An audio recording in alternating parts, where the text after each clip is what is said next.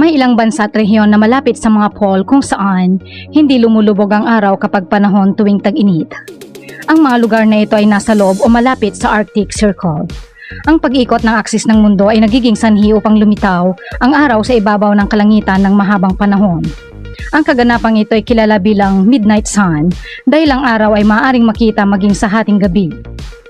Ang pagkakaroon ng midnight sun ay may malaking epekto sa kapaligiran at sa pang-araw-araw na buhay ng mga taong naninirahan sa mga rehiyong ito. Ito ay nagbabago ng likas na ritmo, nakakaapekto sa pag-uugali ng mga hayop at maaaring makaapekto sa mga gawain ng mga tao tulad ng pagtulog, mga oras ng trabaho at mga libangang aktibidad. Narito ang ilang bansa na nakakaranas ng malawak na liwanag ng araw o walang gabi. Pero bago yan ay huwag kakalimutang mag-like at mag-subscribe sa ating channel para laging updated ka sa ganitong klaseng video.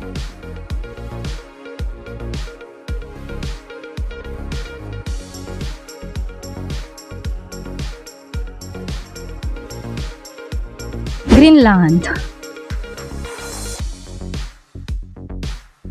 Isang malaking isla na sakop ng Denmark, ang Greenland ay matatagpuan malapit sa North Pole kaya't ito ay nagkakaroon din ng midnight sun o walang gabi. Sa mga bahagi ng Greenland, particular sa Qaanaaq, ay isang magandang lungsod na hindi hihigit sa 650 ang mga naninirahan. Ito ay kilala sa karanasan ng halos 2 buwan at kalahating panahon ng pagsikat ng araw na kahit sa hating gabi, karaniwang maliwanag ang lugar. Matatagpuan ang lungsod sa ekstremong teritoryo ng hilagang bahagi ng Greenland at ito ay kilala sa napakahabang mga taglamig at napakagandang midnight skies o kalangitan ng hating gabi. Ang kalagayan na ito ay nagbibigay ng mga natatanging pagkakataon sa mga residente at mga bisita na malibot ang mga kagubatan, mga glaciers at malalaking ilog ng Greenland sa mga oras ng gabi, nang hindi nila kailangang mag-alala sa kadiliman. Russia. Ang bansang Russia ay isa sa mga pinakamalawak na bansa sa mundo at may ilang mga rehiyon tulad ng Northwestern region na nakakaranas ng midnight sun o tuloy-tuloy na sikat ng araw. Particular sa St. Petersburg, ang lugar na ito sa Russia ay may populasyon na mahigit sa 1 milyong tao na naninirahan. Ito rin ang pinakahilagang lungsod sa buong mundo. Sa loob ng 1 buwan at kalahati, nakakaranas ang lugar na hindi bumababa ang araw sa ibaba ng horizon na dahilan ng kawalan ng gabi. Sa makatuwid, walang paglubog ng araw sa lugar na ito sa loob ng 1 buwan at kalahati. Sa mga panahong ito, ang mga residente ng mga lugar na ito ay maaaring magtangka ng mga aktibidad tulad ng paglalakad sa mga tundra, pagpapalipad ng mga kites o paglalayag sa mga karagatan habang binabantayan ng araw na patuloy na nasa itaas ng horizon. Alaska, USA. Bilang bahagi ng Estados Unidos, ilang bahagi ng Alaska ay malapit sa Arctic Circle ay nakakaranas ng midnight sun o mga panahong walang gabi. Mula huling bahagi ng Mayo hanggang huling bahagi ng Hulyo, particular sa syudad ng Barrow, ang pinakamalaking lungsod sa North Slope Borough in the US state of Alaska. Sa panahon ng tag-init, maaaring mag-enjoy ang mga residente at turista sa Alaska ng mahabang mga araw at mga gabi na puno ng liwanag. Maaari nilang gawin ang mga aktibidad tulad ng pag-akyat ng mga bundok, paglangoy sa mga ilog at lawa, at pagmamasid ng mga hayop sa alinmang oras ng araw dahil sa patuloy na liwanag.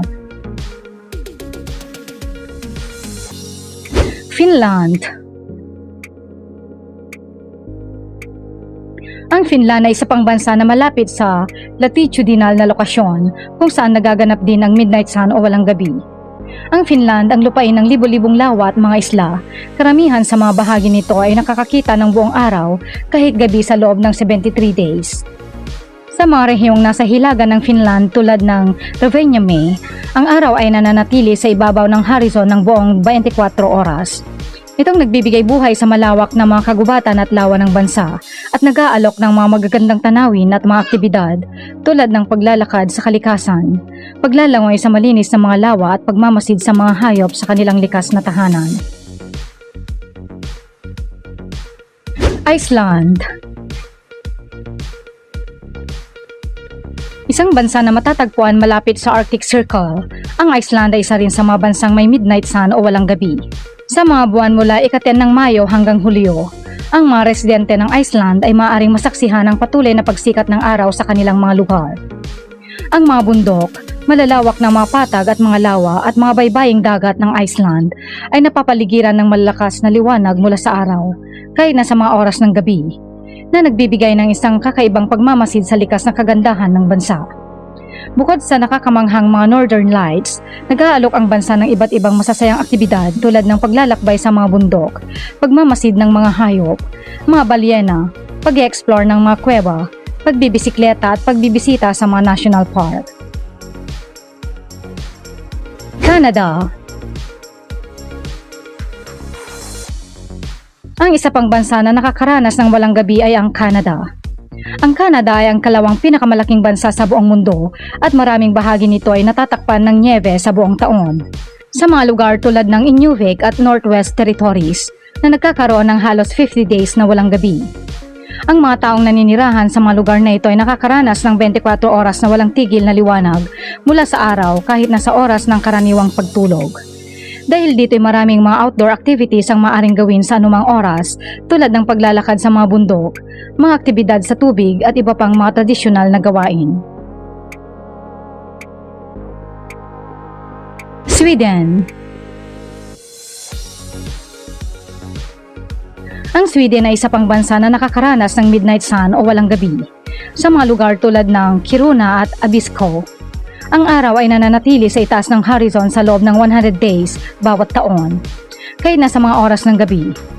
Ito ay nararanasan sa mga buwan ng May hanggang Agosto at ito rin ay nagbibigay ng hindi malilimutang mga tanawin at mga aktibidad sa mga taga roon. Maaaring makita ang mga bundok, kagubatan at mga lambak na natatanaw sa liwanag ng araw kahit nasa gitna ng gabi, na nagbibigay ng kakaibang karanasan sa mga bisita. Maaari kang magpakasaya sa mga mahabang araw sa pamamagitan ng mga mapangahas na aktibidad o kaya ay mangisda, maglaro ng golf, pag-skiing, panonood ng mga Northern Lights, pagbisita sa mga park o paglilibot sa mga kapatagan. Norway. Matatagpuan sa Arctic Circle, tinatawag na lupain na walang katapusang araw. Sa loob ng 76 days mula Mayo hanggang huling bahagi ng Hulyo. Sa lugar na ito, ang araw ay hindi bumababa sa horizon at sa halip ay nananatili ito sa ibabaw ng kalangitan sa loob ng 24 oras. Ang malakas na sikat ng araw ay bumabalot sa buong rehiyon. Ang tagpo ng mga araw na hindi nagdidilim ay nagbibigay daan sa mga residente at mga bisita na magtangka ng iba't ibang mga aktibidad tulad ng paglalakad sa kagubatan, paglangoy sa mga lawa o pag-akyat sa mga bundok habang ang araw ay patuloy na nagpapainit sa kanilang kapaligiran.